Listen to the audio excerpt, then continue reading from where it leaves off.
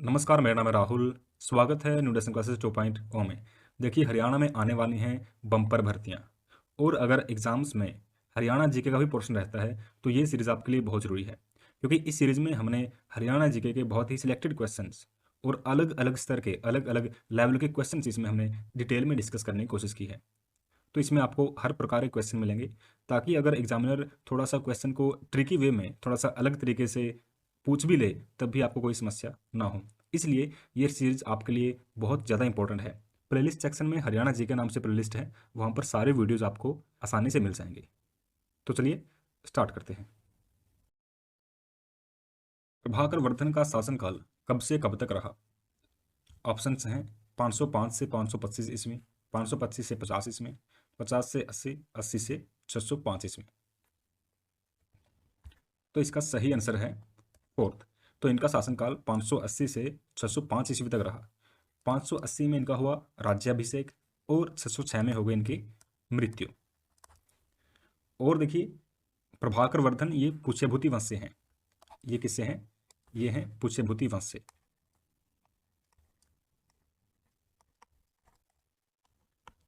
और अगर हम पुष्यभूति वंश की वंशावली की हम बात करें तो वो देखिए एक बार। तो ये है पुष्यभूति वंश की वंशावली। नरवर्धन, राज्यवर्धन, आदित्यवर्धन और प्रभाकर वर्धन, यानी कि जो आदित्यवर्धन थे वो थे प्रभाकर वर्धन के पिता। और इनके अगर हम शासनकाल की बात करें तो देखिए, नरवर्धन का शासनकाल है 505 से 525, राज्यवर्धन का है 525 से 550, और आदित्यवर्धन का है 580, 550 से 580 से ईस्वी। और ये हमने बात कर ही ली, तो ये चीज़ें ध्यान रखनी है। परम भट्टारक महाराजाधिराज उपाधि से किसे अलंकृत किया गया है? हर्षवर्धन, राज्यवर्धन, प्रभाकर वर्धन या फिर आदित्यवर्धन? तो देखिए, ये जो उपाधि है परम भट्टारक महाराजाधिराज, तो इससे हर्षवर्धन और प्रभाकर वर्धन दोनों को इस उपाधि से अलंकृत किया गया है। तो हमारा जो आंसर है वो होगा 1 व 3। ठीक है।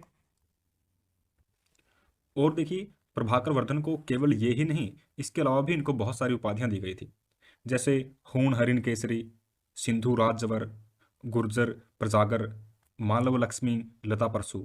तो इनको बहुत सारी उपाधियों से अलंकृत किया गया है। किसको? प्रभाकर वर्धन को। ये एक बार लिख भी देते हैं।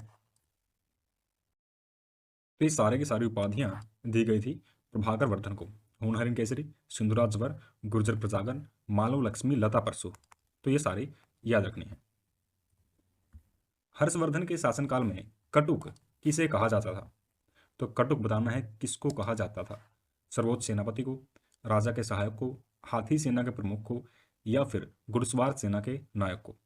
खुद एक बार इसका आंसर करने की कोशिश कीजिए, क्योंकि जब आप खुद इन्वॉल्वमेंट शो करेंगे तभी चीज़ें ज़्यादा लंबे समय तक आपके दिमाग में रहेंगी। तो एक बार खुद इन्वॉल्व होने की कोशिश कीजिए। तो इसका सही आंसर है हाथी सेना के प्रमुख को। कटुक कहा जाता था हाथी सेना के प्रमुख को। और उस समय पर हर्षवर्धन के शासनकाल में सर्वोच्च सेनापति को कहा जाता था महाबलाधिकृत। ये मैं लिख दूंगा तो आप इसको आराम से याद कर पाएंगे। तो सर्वोच्च सेनापति को कहा जाता था महाबलाधिकृत। और जो व्यक्ति राजा को युद्ध और संधि को लेकर, युद्ध और संधि के विषय में राजा को सलाह देता था कि किसके साथ किस प्रकार से युद्ध करना है, किसके साथ किस प्रकार की संधि करनी है, उसको कहते थे संधि विग्राहिक। और घुड़सवार सेना के जो नायक है उसको कहा जाता था वृहदेश्वर। तो एक बार मैं इसको लिख देता हूं ताकि आप इसको याद रख पाएं।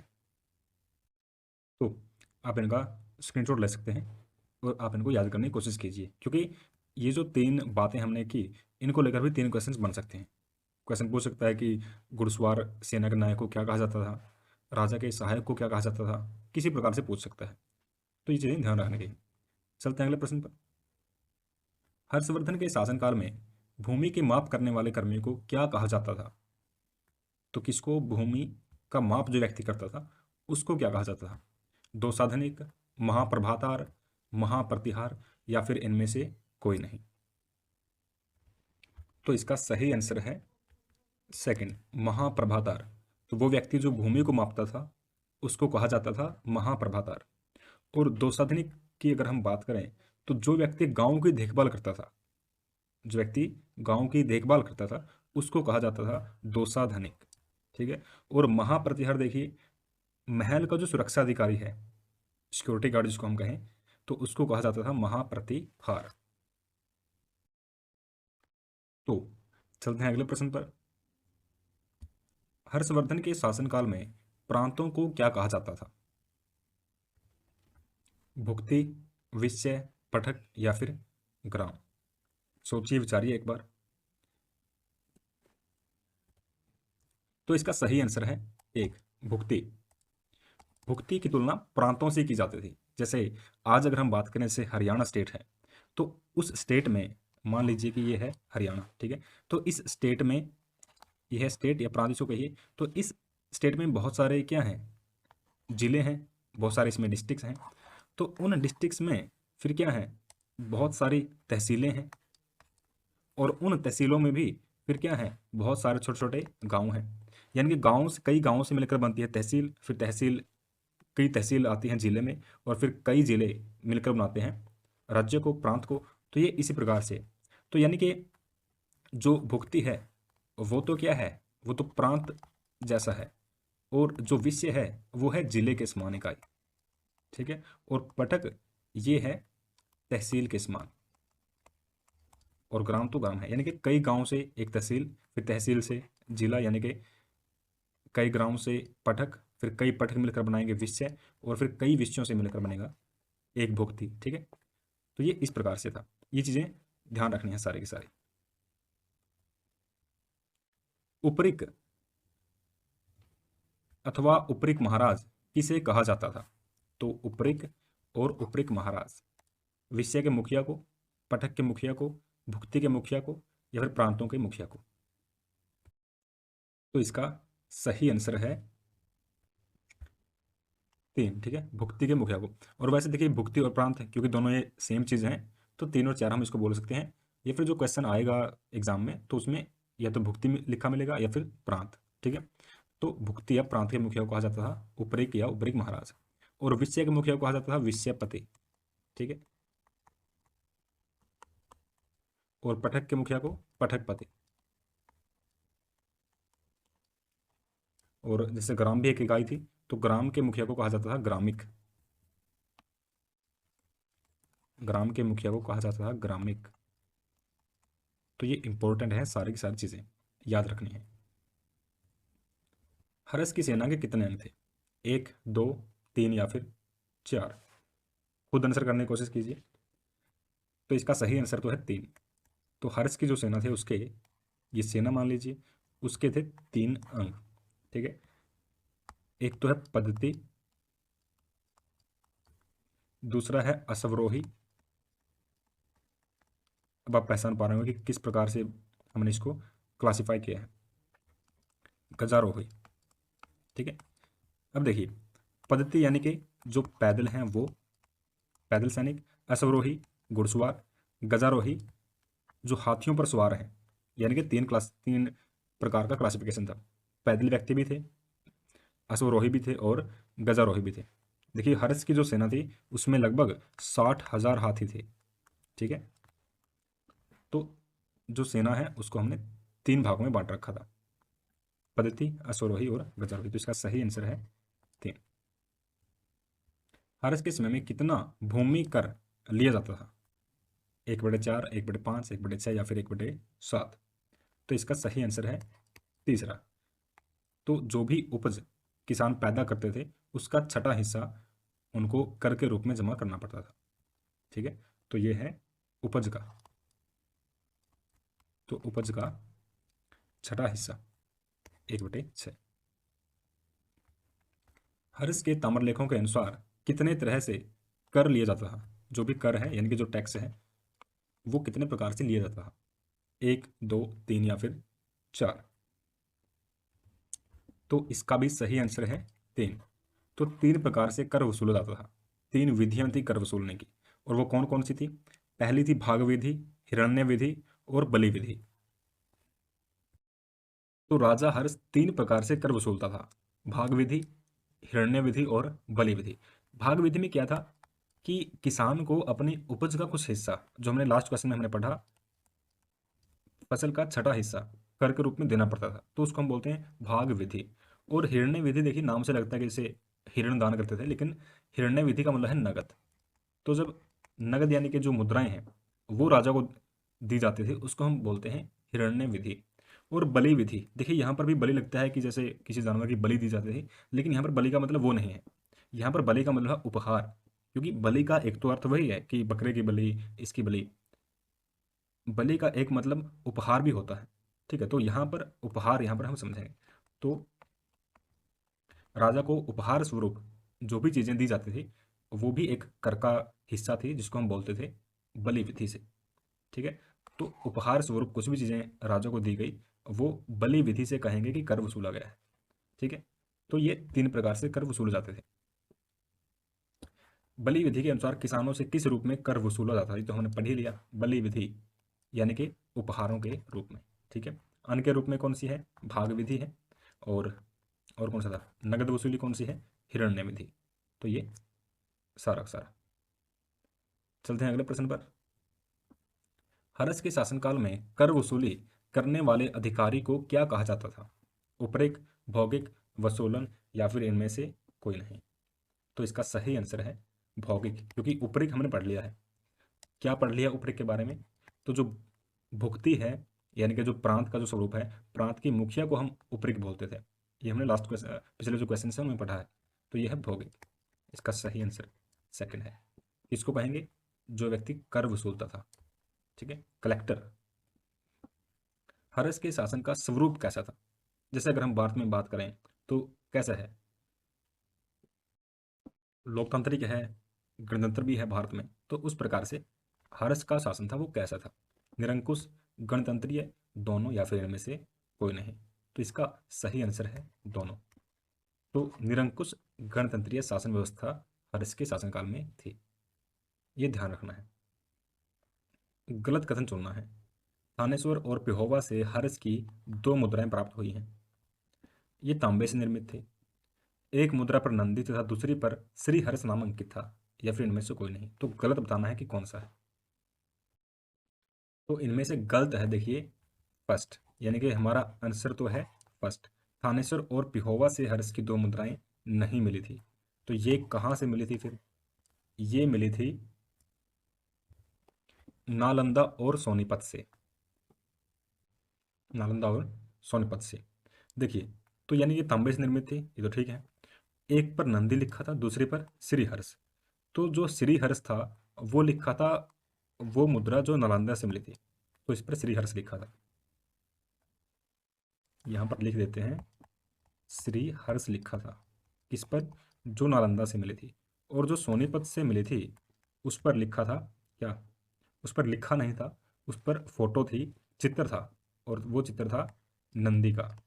नंदी यानी कि शिव का वाहन। ठीक है, तो ये याद रखना है। निम्न में से कौन सी रचना हर्ष की नहीं है।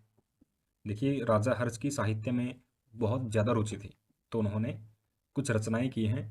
उनमें से कौन सी हर्ष की रचना नहीं थी, रत्नावली, कादम्बरी, प्रियदर्शिका, नागान। तो बहुत आसानी से आप इसका आंसर कर पाएंगे। सही आंसर क्या है इसका, सेकेंड। रत्नावली भी इन्होंने रचना करी थी, प्रियदर्शिका भी इन्होंने रचना करी थी, और नागानंद की भी इन्होंने ही रचना की थी। तो कादम्बरी की रचना किसने करी थी, कादम्बरी की रचना करी थी बाणभट्ट ने। किसने करी थी, बाणभट्ट। और बाणभट्ट कौन थे, ये थे हर्ष के दरबारी कवि। और बाणभट्ट की एक रचना है हर्षचरित, तो ये भी याद रखना। ठीक है, हर्षचरित की रचना भी किसने करी थी, बाणभट्ट ने करी थी। कादम्बरी वही बाणभट्ट की रचना के बारे में निम्न में से कौन सा कथन सही नहीं है। तो बाणभट्ट की रचना है, अभी तो पढ़ा है, ये तो ठीक है।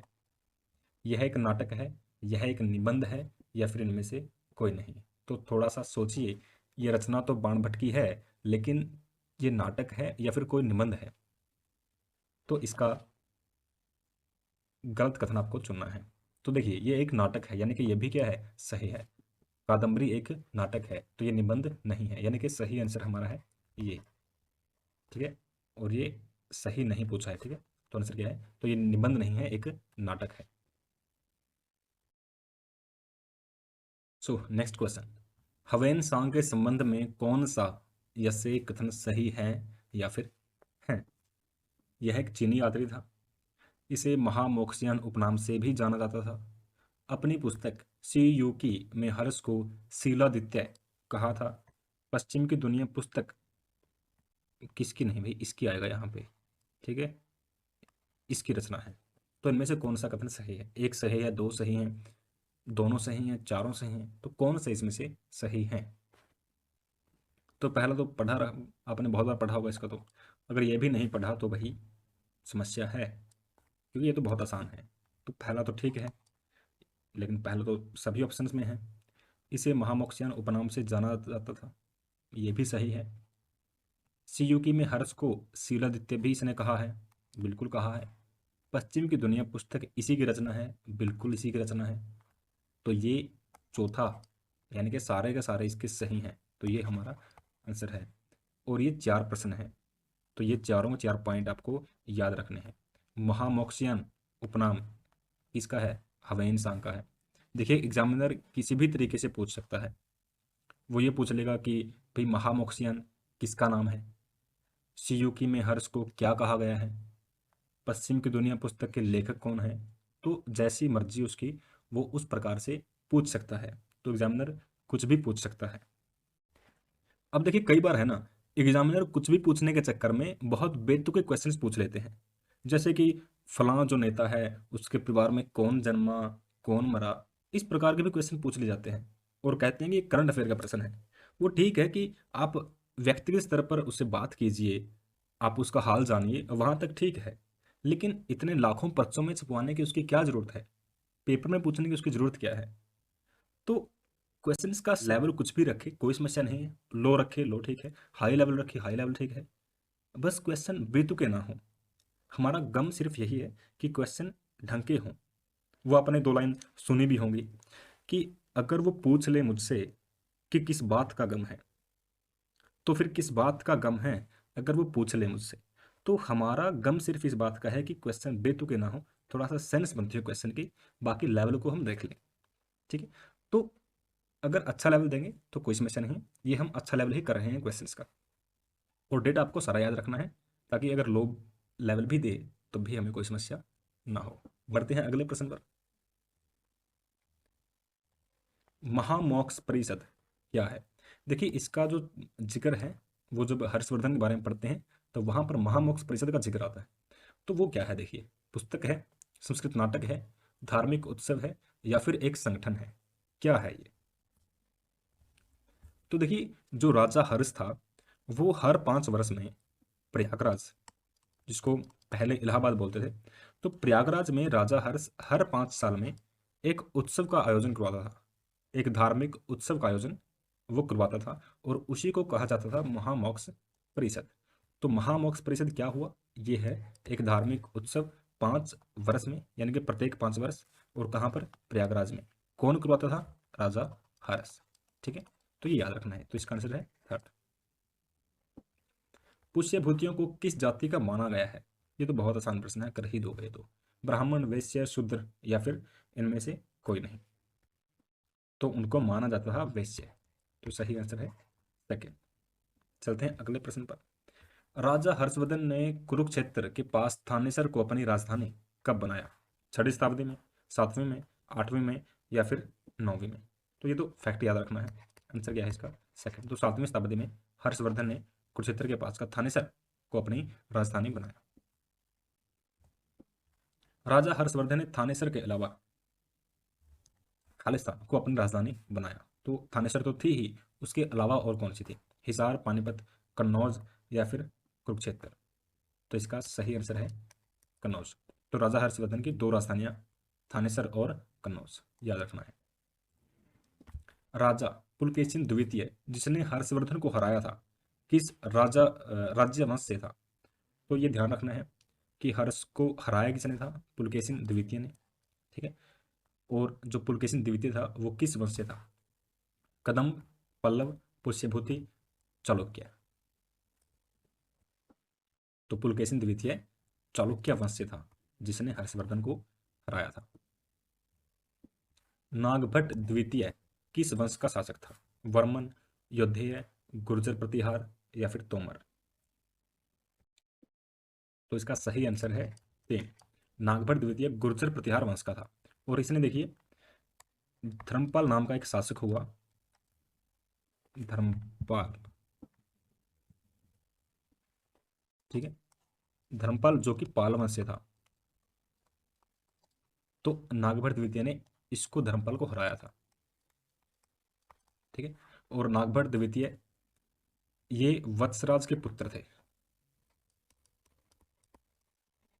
वत्सराज, ठीक है, ये याद रखना है। किस जैन ग्रंथ से पता चलता है कि नागभट्ट द्वितीय ने गंगा में जल समाधि ली? तो नागभट्ट द्वितीय ने गंगा में जल समाधि ली, ये ध्यान रखना है। और किस ग्रंथ से पता चलता है? समयसार, प्रवचनसार, प्रभावक चरित्र या इनमें से कोई नहीं। सो इसका सही आंसर है प्रभावक चरित्र। इस जैन ग्रंथ में उल्लेख है कि नागभट्ट द्वितीय ने गंगा में जल समाधि ली थी। तो answer is third. Now we proceed to next question. Bhoj प्रथम से जाना जाने वाला शासक कौन है? तो किसको भोज प्रथम के नाम से जाना जाता है? रामभद्र, मिहिर भोज, महेंद्र पाल या इनमें से कोई नहीं। तो इसका सही आंसर है मिहिर भोज। ये तो मतलब आसान ही था, क्योंकि तुक्का भी अगर मारेंगे तो इसी पर मारेंगे। तो आंसर इज मिहिर भोज। और अगर हम इसके शासनकाल की बात करें तो इसने शासन किया था 836 ईस्वी से 885 ईस्वी तक, ठीक है। और ये देखिए, इससे मिहिर भोज से पहले शासक थे रामभद्र और मिहिर भोज के बाद के कौन है? महेंद्रपाल, ठीक है। यानी कि तो 833 से 836 तक रामभद्र ने शासन किया, 36 से 85 तक मिहिर भोज, और 85 से 885 ईस्वी से 910 ईस्वी तक महेंद्रपाल ने शासन किया, ठीक है। ये याद रख सकते हैं इसको।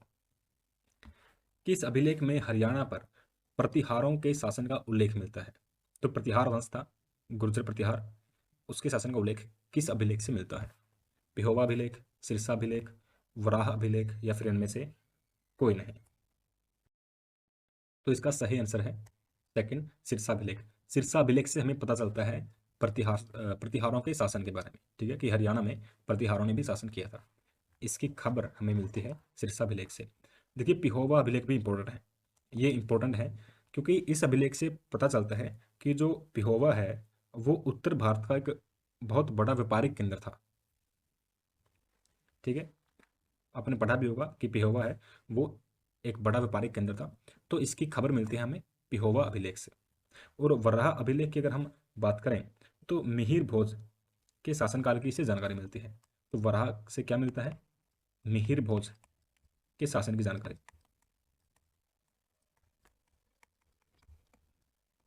ठीक है। चलते हैं अगले प्रश्न पर। हरियाणा में तोमर वंश का उदय किस व्यक्ति से हुआ? यानी कि तोमर वंश का पहला शासक कौन था? नागभट्ट, अनंगपाल द्वितीय, जाउल या इनमें से कोई नहीं। तो इसका सही आंसर है जाउल। तो जाउल से तोमर वंश का उदय हुआ। कहाँ पर? हरियाणा में। और जाउल को देखिए जोल भी इसको बोलते थे, जोल, जोलू, ये भी इसके नाम थे। तो ये भी याद रखना है, ठीक है। सूरजकुंड का निर्माण किसने करवाया? बहुत बार पढ़ा है। अनंगपाल द्वितीय, हेमचंद्र, महिपाल, हर्षवर्धन। तो ये तो अनंगपाल द्वितीय ने करवाया था। तो आंसर तो है हमारा ये। और कब करवाया था? 11वीं सदी में करवाया था। कहाँ करवाया था? फरीदाबाद में है। तो सूरजकुंड कहाँ पर है? फरीदाबाद में, याद रखना है। अनंग क्षेत्र के अंतर्गत खालिस्तान के आसपास का क्षेत्र आता था। तो अनंगपाल जो शासक थे वो अनंग क्षेत्र के रक्षक थे, ठीक है। यानी कि अनंग क्षेत्र के जो रक्षक थे उन्हीं को अनंगपाल कहा जाता था। तो ये अनंग का जो क्षेत्र था उसमें कौन कौन सा क्षेत्र शामिल था? सोनीपत, पानीपत, कुरुक्षेत्र, पिहोवा, कुरुक्षेत्र, फरीदाबाद, इनमें से कोई नहीं। तो इसका सही आंसर है कुरुक्षेत्र, फरीदाबाद। यानी कि कुरुक्षेत्र और फरीदाबाद के आसपास का जो इलाका था वो अनंग क्षेत्र था। ये याद रखना है। क्वेश्चन इस प्रकार से पूछ सकते हैं कि कुरुक्षेत्र और फरीदाबाद के आसपास का जो एरिया है उसको प्राचीन काल में क्या कहा जाता था? तो किसी प्रकार से क्वेश्चन को हम पूछ सकते हैं। तो इसका सही आंसर क्या है? थर्ड। हरियाणा में तोमर शासन का अंत किस राजवंश के उदय के साथ हुआ? यानी कि उसी समय पर तोमर शासन का अंत हुआ था और नए राजवंश का उदय हुआ था। तो वो नया राजवंश कौन सा था? चाहमान, कालाचुरी, लोहार या फिर परमार? तो इसका सही आंसर है चाहमान। तोमर शासन का अंत एक प्रकार से किसने किया है? Chahaman. So right answer is first. Mahmud Ghaznavi ने हरियाणा पर पहले आक्रमण का प्रयास कब किया? 1009 ईस्वी में, 1014 ईस्वी में, 1011 ईस्वी में या फिर 1052 ईस्वी में? तो सही इसका उत्तर है 1009 ईस्वी में कोशिश की थी, लेकिन वापस लौट गया था। उसके बाद दोबारा फिर से 5 साल के बाद आक्रमण किया, ठीक है, और दूसरा आक्रमण किया 1014 में। तो ये दूसरा आक्रमण था। और जिस समय पर गजनवी ने आक्रमण किया तो उस समय हरियाणा का जो शासक था वो था जयपाल। ये नाम बहुत जरूरी है। तो जयपाल शासन कर रहा था उस समय पर, और ये जो जयपाल था वो था तोमर वंश से। किस वंश से? तोमर वंश से। तो क्वेश्चन पूछ सकता है कि जिसमें मोहम्मद गजनवी ने हरियाणा पर आक्रमण किया उसमें हरियाणा में किस वंश का शासन था? तो आंसर क्या है? तोमर वंश। अगर व्यक्ति पूछ रहे तो जयपाल, ठीक है। तो पहली बार तो इसने वापस भेज दिया इसको, क्योंकि बहुत बड़ी सेना जयपाल के पास थी। तो दूसरी बार गजनवी बहुत अच्छी तैयारी के साथ आया और जयपाल को लगा कि हरा देंगे। पहले भगा दिया था तो अब की बार फिर भगा देंगे, लेकिन वो गलत था, ठीक। तो फिर 1014 में दूसरी बार अटैक किया गजनवी ने और उस समय जयपाल को हरा दिया, ठीक है। और जयपाल शासन कहाँ पर करता था? थानेसर। तो थानेसर पर आक्रमण किया किसने? गजनवी ने, और जयपाल को अच्छे तरीके से कूटा। अब देखिए, बढ़ते हैं अगले प्रश्न पर। महमूद गजनवी के आक्रमण का जिक्र किस पुस्तक में मिलता है? तारिख ए सुबुक्तजिन, किताब उल हिंद, तारिख ए यमनी, 2 व 3? तो इसका सही आंसर है फोर्थ। तो इन दोनों किताबों से महमूद गजनवी के आक्रमण का पता चलता है। और ये जो फर्स्ट है तारिख ए सुबुक्तजिन, इससे भी हमें एक इन्फॉर्मेशन मिलती है। और वो इन्फॉर्मेशन क्या है? मासूद नाम का एक शासक हुआ जिसने हांसी पर आक्रमण किया था। तो उसके आक्रमण की जानकारी इस पुस्तक से मिलती है। तो मासूद ने हांसी पर आक्रमण किया और उसकी जानकारी भी इस पुस्तक से मिलती है। इन दो पुस्तकों से गजनवी के आक्रमण की जानकारी मिलती है। मासूद ने हांसी पर आक्रमण कब किया था? कब किया? 1014 ईस्वी में, 1030 में, 41 में या फिर 1037 में? तो इसका सही आंसर क्या है? ये, ठीक है। और 1014 ईस्वी में ये भी डेट इंपॉर्टेंट है। डेट इंपॉर्टेंट क्यों है? क्योंकि गजनवी ने सफल आक्रमण इसमें किया था, जयपाल को हराया था। जयपाल शासक था थानेसर का, ये याद रखना है, ठीक है। इसका सही आंसर है ये। और देखिए, जो हांसी पर जो आक्रमण किया मसूद ने, तो किसके साथ उसका युद्ध हुआ? तो वो युद्ध हुआ कुमारपाल के साथ। किसके साथ?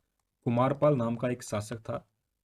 कुमारपाल तोमर शासक था, ठीक है, तोमर वंश से था। कुमारपाल वर्सेस मासूद, और इसी को हम कहते हैं हांसी पर आक्रमण। और इसमें एक इंपॉर्टेंट चीज है कि मासूद ने शासन कब से कब तक किया? तो वो है देखिए 2 से 3, यानी कि 1030 से 1041 तक इसने शासन किया। और बीच में है 1037। तो अपने शासन के बिल्कुल एक प्रकार से बीच में कही तो उसने हांसी पर आक्रमण किया। उसमें हांसी प्रशासन किसका था? तोमर वंश का था। कुमारपाल के साथ इसका युद्ध हुआ। मासूद ने हरियाणा के किस शहर पर आक्रमण किया?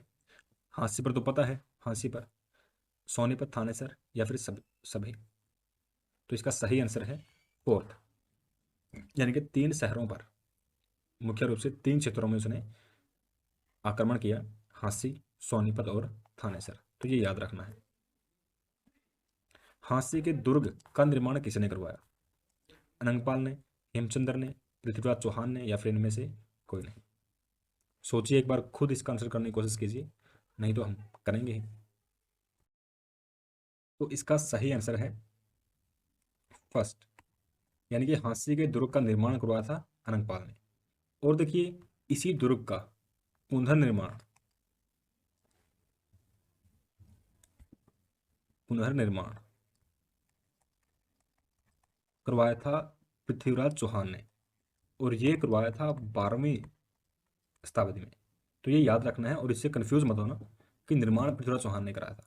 पृथ्वीराज चौहान ने इसका पुनर्निर्माण करवाया था, एक प्रकार से रिपेयर कहिए उसको, ठीक है, लेकिन इसका निर्माण करवाया था अनंगपाल ने। और हांसी के दुर्ग को ही हम बोलते हैं असीरगढ़ का किला, ठीक है, असीर नहीं, यह है असीर, ठीक है। तो असीरगढ़ का किला हम इसको बोलते हैं, और इसी को हम बोलते हैं तलवारों का किला,